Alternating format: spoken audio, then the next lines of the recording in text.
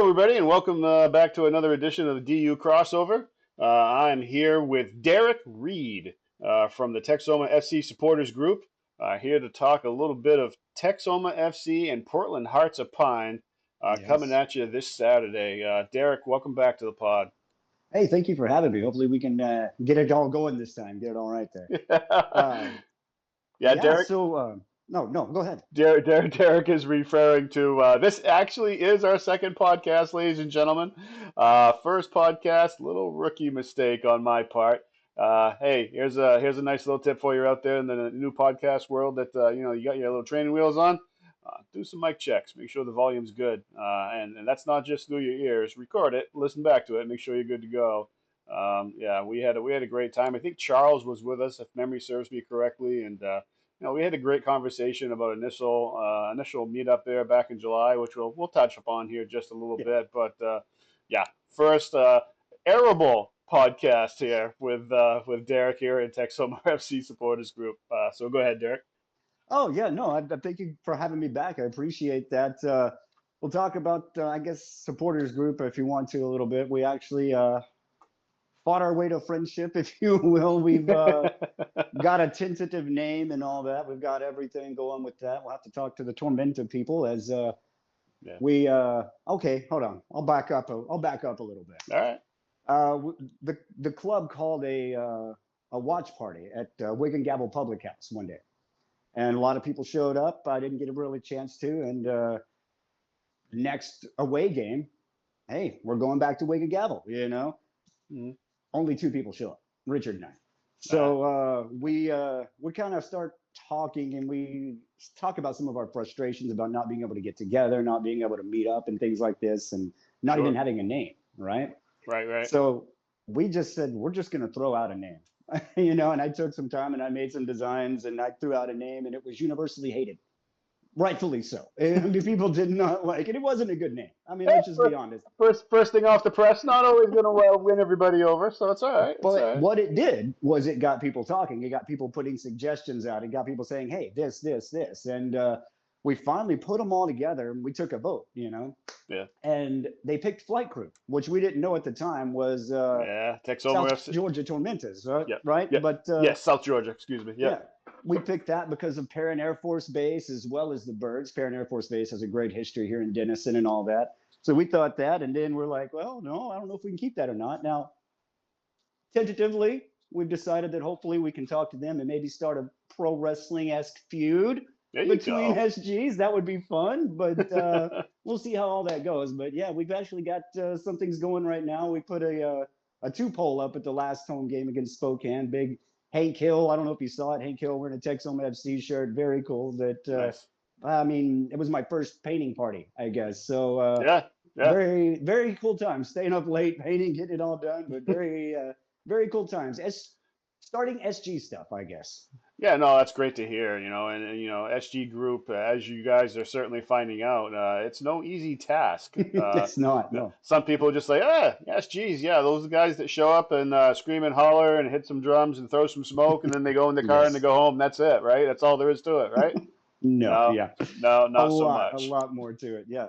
And yeah, we definitely had some complaints about the smoke. So our fans are not used to it. Our fans are not used to it. So yeah, we've got to kind of work to get them used to it. So Yeah, that's on us. it's right, and it's all part of what your supporter group and the fans in the area, want their game day, their matchup day, what that looks like, and everyone's got a different idea and on what they want their matchup to look like, and it's also part of the SG to kind of educate the group in the area, going, hey, this is kind of what an SG does, and this is their Mhm. portion in terms of at the match day and putting on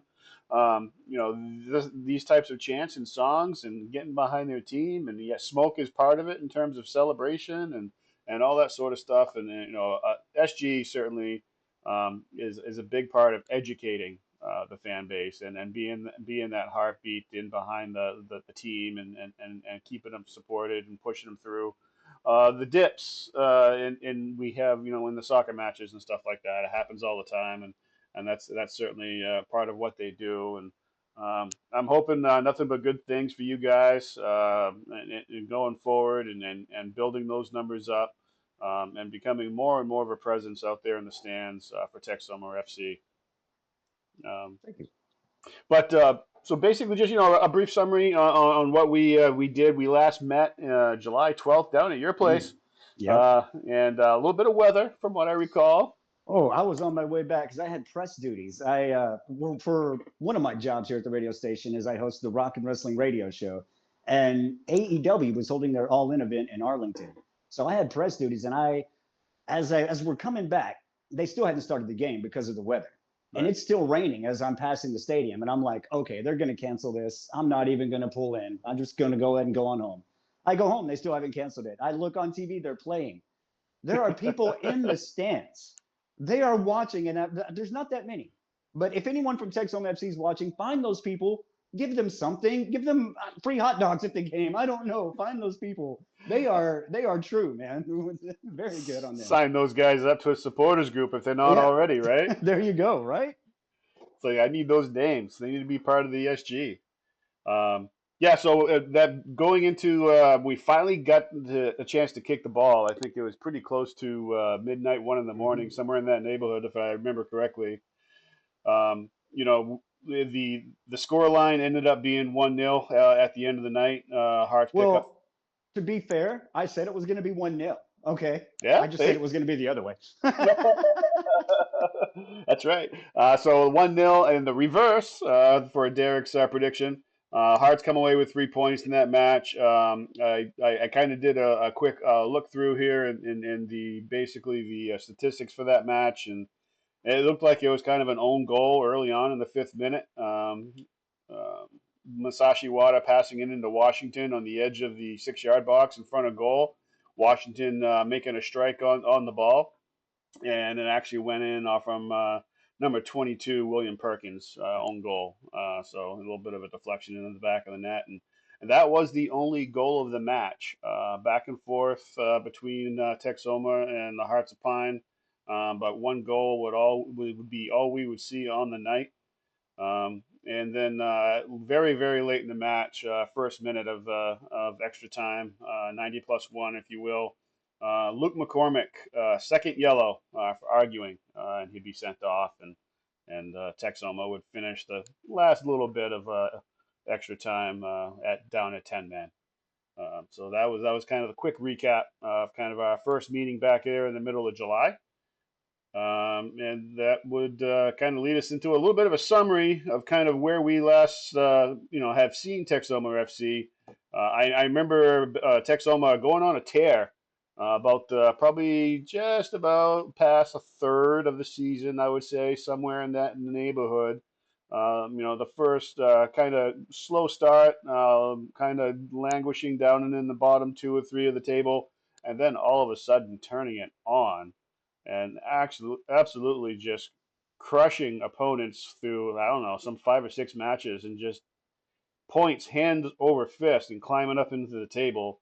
Um, kind of what would be your side of that, Derek? From basically from that point when we met in July Yeah. um, to basically present day. Well, I think we kind of flipped. I think when we first had our conversation, you guys were kind of looking for a win, looking for some Mm, kind of result, and we're in the same boat now. I mean, three of the last four we've lost. We only picked up 1 point during that stretch. We were at seventh. Now we're down. We're 11th. We just. I mean, we gave the game against Westchester away. I don't want to take anything away from Westchester. They certainly took advantage of what they were given, but we gave it to them, and we've had a lot of injuries. We've had a lot of yellow cards. We've had a lot of things that have caused us to. I don't know. I don't want to say not play defense, but not play the type of defense that we have been playing. I mean, we've okay. played defensively all year. I mean, we've even had five in the back. I mean, we're probably going to play a 4-2-3-1 against you guys. I mean, we're playing defensively, but we're not playing to the level that we have played. Right. We're creating lanes for our opponents, and they're seeing those lanes and taking Yeah. advantage of them. Yeah. But we have had a lot of, I mean, you see the game against Spokane, that was one of the best played games. Javier saved 2 goals in that one, but he also came out of the box a little bit and let one go back in. So we're at that kind of thing. And I don't want to put Javier out there like that, but I think that one game kind of sets the whole, or is an explanation for the whole team. We're doing well on certain things, but we're shooting ourselves in the foot on certain other things at the same time. Okay, gotcha. Yeah, so Oh, I I kind just of, lost my camera there for a second. Sorry. it's all good. It's all good. Um, so basically, what I've got down, I just kind of wrote down the record since we last met, July 12th, and it looked like, to your point, 1 win, 4 draws, 5 losses in the 10 games since we last met there in July down there in Texas. And you're right, we kind of flipped because since about that time was just about the time that the Hearts started figuring things out a little bit. Mm-hmm. As of late, we have been the one actually grabbing a ton of points and moving ourselves up the charts. Currently sitting in fifth place, sitting on 37 points. We are 4 points off from FC Naples, which sits in fourth place, and we just actually beat 1-0 at Fitzpatrick Stadium. And in doing so, we took control of fourth place, even though FC Naples currently holds it. They cannot score more points than us if all things are equal with the remaining matches that we have this year. So we have 2 matches in hand against compared to FC Naples. So basically, we have control by 2 points. So Naples needs to hope that the Hearts of Pine will drop at least 2 to 3 points compared to however they are going to operate for their remainder 5 matches this year, so they can try to hold on to fourth place. So that's what the Hearts have been doing. So they have a clear path for a home playoff match at Fitzpatrick Stadium. It's very exciting to have control of that fourth place and everything in the Hearts' hands. But hey, we got games in front of us, and you still got to put points on the board. So it's far from over for the Hearts of Pine. But it is nice to be in control of a home playoff spot.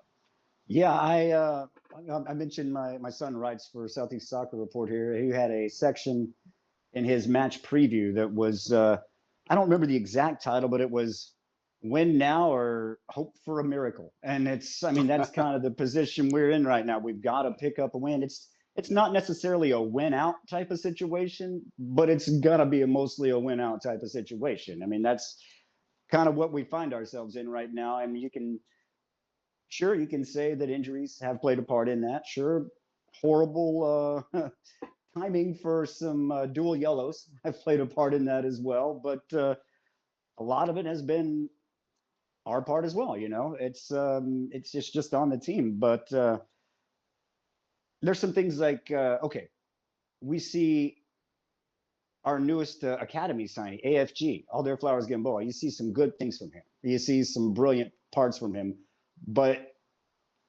it's his inexperience.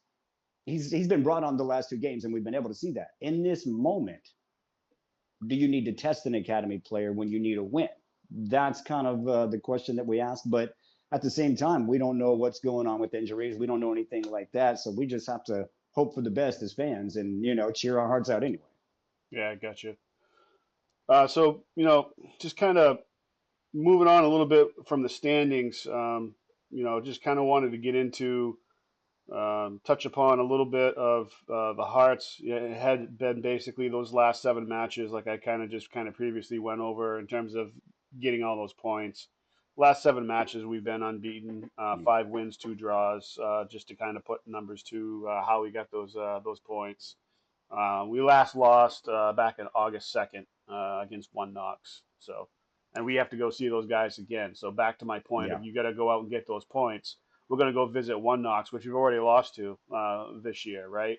We still got to play Spokane Velocity at home, number 2 in the standings, right? So no gimmies there. And we also have to go and visit Union Omaha, which is heated up Mm-hmm. as of late. And they always say it kind of depends on when you face certain teams in your Mhm. schedule. And to the point of going and facing Union Omaha at their place in their current form, that's going to be a tough matchup to go in there and try to actually get some points off from Union Omaha the way they're currently playing right now. Um, Thoughts for yourself for Texoma FC going forward, and where maybe some of those points may come from if Texoma is to climb back up into the playoff spots. Well, you have to. I mean, you have to hope that Luke McCormick, Ajmer Spangler, and Brendan McManus can figure out how to play with each other and not only uh, find scoring chances, but set each other up for scoring chances. And you would hope that they can work Pepe into that mix as well as Yeah, Diego Pepe coming off the bench. I mean,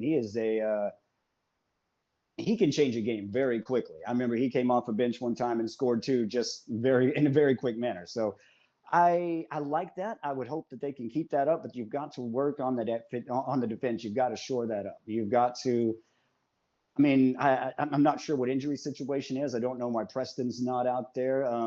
I know Reid Valentine hasn't started. He's been kind of sitting out some starts and things like that. I'm not sure what's going on with that, but really got to shore that defense up. And hopefully, what you want to do is start playing defensive again, because then you can work off of a counterattack or something like that. But you need to get back to that basic that really got you on that tear, that 6-game unbeaten streak that you were talking about earlier. I think yeah, that's probably what I would like to see. I don't know where they're going with that, but yeah, you got to work from that back, and hopefully those three up front can figure out how to play off of each other, with each other, set each other up, not only for your own scoring chances, but for someone else's, and hope for the best. yeah.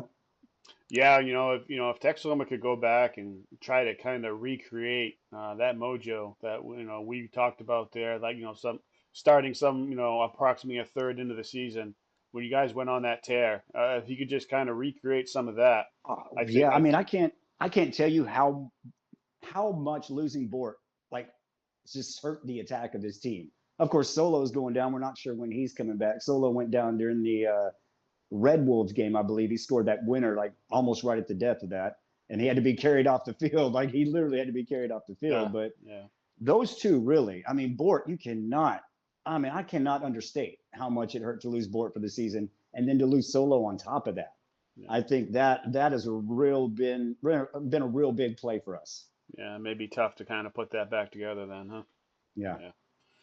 Yeah. So, you know, the league has been hearing some news about Texoma FC moving for next year, and I can't get the podcast done and over with if I'm not talking to you a little bit Yeah, about yeah, that. yeah. So certainly Um, that needs to come up, and yeah, if you well, could we share any had, news on that. we definitely had fights in the SG about that, arguments in the SG about that on Yeah, social media, very public as well. But we decided, hey, no matter what happens, we're going to go enjoy our home games anyway. We went and made the big Hank Hill Tifo thing, two pole, excuse me. And anyway, we go to the last home game, the Spokane match, and we're, hey, can we get in early? We don't want to carry our drum and everything all through the line, get all this set up. And we meet up with Keenan. He lets me in. He gets everything set up for us. And then Ben, he's kind of the face of the ownership group. He comes out. He checks out the TIFO or the good, painting and everything with us. And sure. we actually get some conversation with him. I mean, Richard had a longer conversation than I did with him, so I can't speak to what they said during that. But just little things like talking about helping us out next season, helping us grow as a supporters group. Well, hold on. To have a march to the match, you first have to have a march to the Wig and Gavel. I want to give a shout out to Wig and Gavel Public House for basically being our home base. Right. He was talking about maybe helping us out with something like that, maybe making it easier for supporters to get to the Wig and Gavel and to march on down and things like that. So from the ownership group, of course, I'm not going to go into specific conversation details, Nope. but from the conversations we personally had, I think they're staying exactly where they are. Oh, that's certainly good to hear for the supporters group that is, trying to kind of get their feet underneath of them right now and trying to do their best to support this club. So if that is the case and they are staying put, good to hear for you guys. I don't know, would that even be possible for you guys to really continue to support it if they did move where they Well, were, the rumors I'm not were? sure. Well, Collin County is one county down from Grayson. It's not technically in Texoma, but with what Chupacabras have done with their League Two franchise, moving into Collin County, even though you're League One, I mean, you're kind of treading some waters there. You're going to have to walk a line in that. So I'm not sure if there is a League One team coming to Collin County, if something is up with that, but you're going to have to walk some lines with those fans because Chupacabras have really set a foothold in McKinney. Yeah, I got you. Well, it's good to hear. Hopefully that all still holds true, and then next year, Texoma is right where they had been in their inaugural year, and that SG group is pulling in some more supporters and becoming a little bit more boisterous out there in the stands, and really really starting to put on a show for the cameras and the away supporters and the whole atmosphere for USL League One matches down there in Texoma. So all the best to you for that, for getting things ready for next year. Um, Thank you. Yeah. We really look to you guys as our ideal. We know we're probably years ahead or away from that. sure. Yeah, Yeah. yeah, you guys Like are if, our definite top. Yeah, we're definitely looking at other supporters groups and things like that. But yeah, you were like setting the standard. So yeah, no, I congrats on that. appreciate it. We, certainly it didn't come, without a lot of hard work. That's for sure.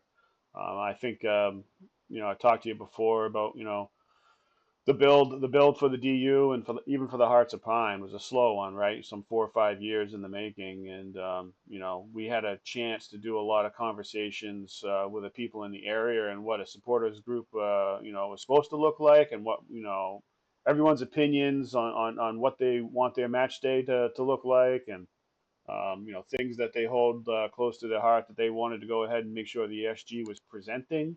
And then from the club side of the thing, side of the house, the same thing. They got a chance to do a lot of those meetings with different towns and different counties and part of the state, and wanted to see what they felt soccer was and what they wanted to see on the pitch in terms of. They touched upon a little bit of style of play. They didn't get too much into it, but they knew that just the nature of a Mainer is usually pretty resilient, gritty, hardworking, and I think the club did a really good job in reflecting that through the team and the style of play and the coach that they brought in with that pressing style. The you see, if you lose the ball, you're basically fighting to get it back as quickly as you can, and being aggressive, going towards net, vertical style type of play. It does a lot to really reflect, I think, the group of people that are up here in the state of Maine, and that all came through doing the homework, right? And basically putting a product on the field that the supporters and the fans that came in and paid their money to come through the gate and fill Fitzpatrick Stadium can look at and go, yeah, I can appreciate that style of soccer out there on the pitch, and it's entertaining, it's aggressive, a little bit in your face, and that's manners. Yeah, yeah, yeah. I like it. I think we picked the perfect coach to actually identify us. I mean, Forbesy has what one yellow away from being suspended for a game. We definitely have that kind of fire, that kind of passion, that kind of wearing our emotions right there on our Yeah, sleeve at times. yeah. And I think we really picked the right coach to signify Texoma. So I kind of agree in that respect. That never give up kind of a thing. Yeah, Right, right, exactly. If there's points out there still to be gotten, then like make a gotta go try plan to get them. and go get them, right? See what happens. Exactly. So, Derek, I think I'm going to probably go right into the matchup here. All right. So, for myself, we will continue to play in that 4-2-3-1 that we played right along. You kind of get us back into maybe defending a little bit deeper in our third. That 4-2-3-1 is going to start looking like a 4-4-2. You're gonna see one of those midfielders rotate up with a striker and help on the top part of that confrontation line, if you will. But it's going to start looking a little bit more like a 4-4-2 deep in our own third. But for myself, I don't think there's going to be a whole lot of change in the lineup that we saw against FC Naples. Um, I think we just came off from a 3 game stretch in about 8 days.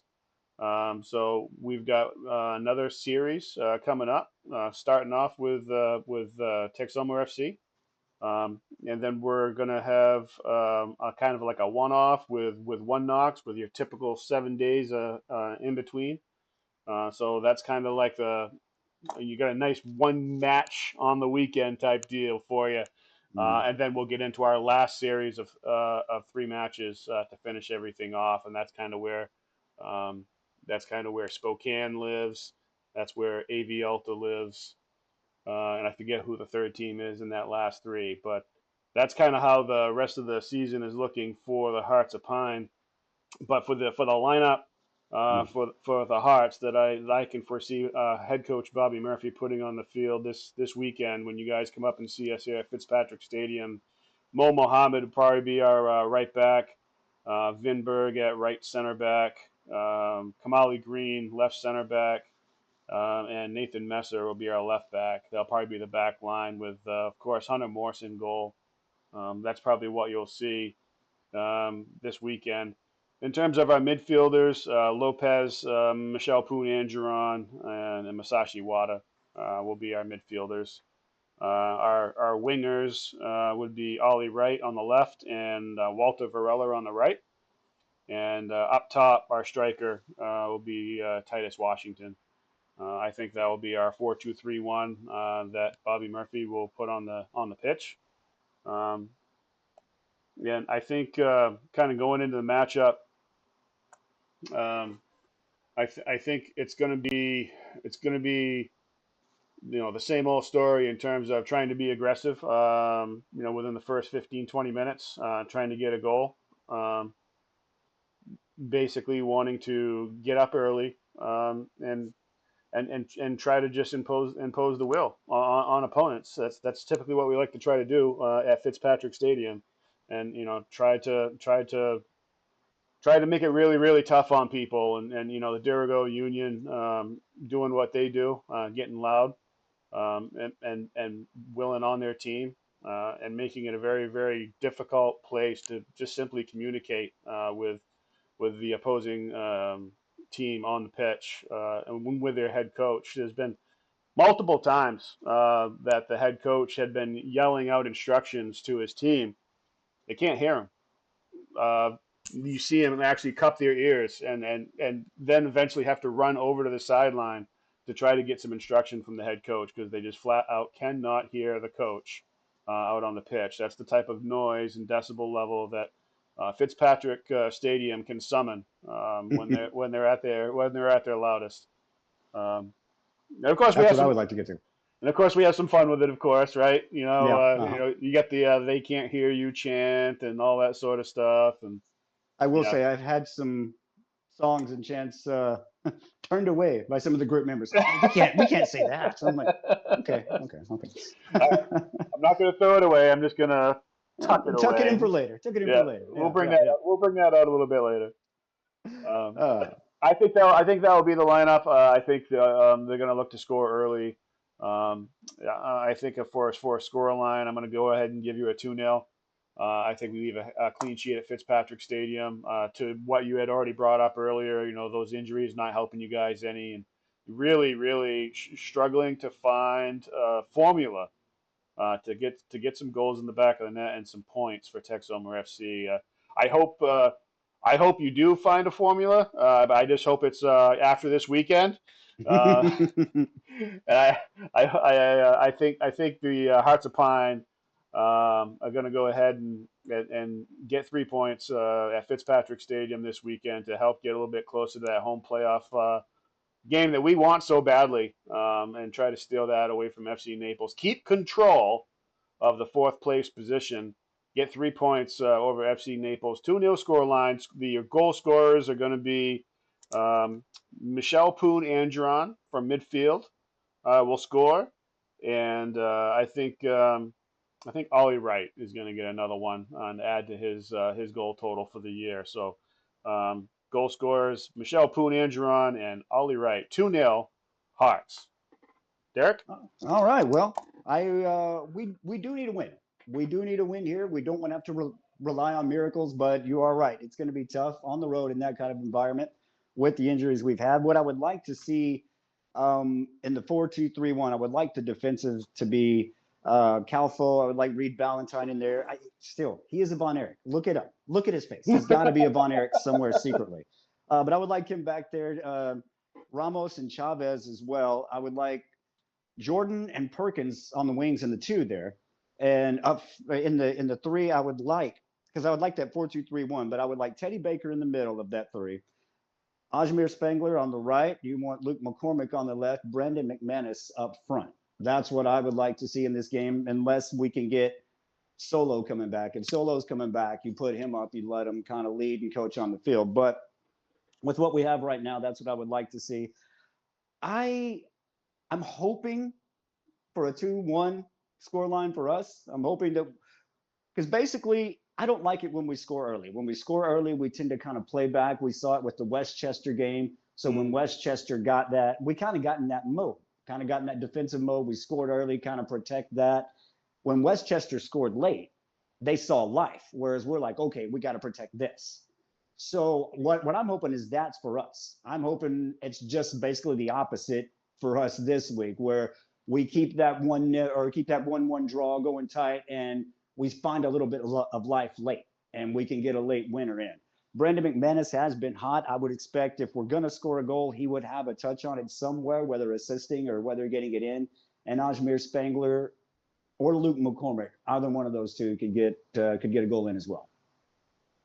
All right, sounds good. So that's the way we see it for the matchup for this weekend for Portland Hearts of Pine and Texoma FC. Derek, holding on to any stories, anything that you want to go ahead and throw out there before we start winding down? I don't know if you saw our Hank Hill 2-pole, but we do have a design for a Boomhauer one.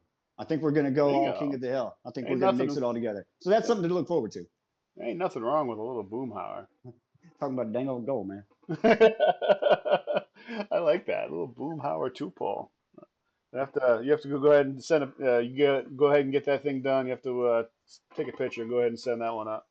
Yeah. Well, we just got the design. We've only got one made so far, but we've got the design for one more, and we've got the idea for a Bobby Hill and a Peggy Hill one. But we're not sure people will understand the Peggy Hill one, so we're kind of iffy on that. We were thinking because she's a substitute Spanish teacher who can't speak Spanish, so we were going to put the Peggy Hill tifo in something that made no sense, but it was going to be in Spanish. It'd be funny, but we thought, you know what? People watching that, they might not get the joke, and they'll think these guys don't know what they're saying. So we'll have to figure that one out. All right. So basically, we are pretty much wrapping things up. I think we are good to go. Going to go ahead and go to the outro. So if you cannot be at Fitzpatrick Stadium, a sold-out Fitzpatrick Stadium this weekend, you can find the match on ESPN Plus. It's going to be Hearts of Pine hosting Texoma FC. Hearts looking for more points to get to that 4th and home playoff spot. Texoma FC trying to find a way to grab some points and get their season back on track and push themselves closer to the 8th and final playoff spot for this playoff season. Derek, certainly appreciate your time. Thanks for coming on. We finally got a good podcast that we can air. There we go. Things are looking up for this rookie podcaster. Thanks a lot, Derek. Hey, thank you for having me. I appreciate it.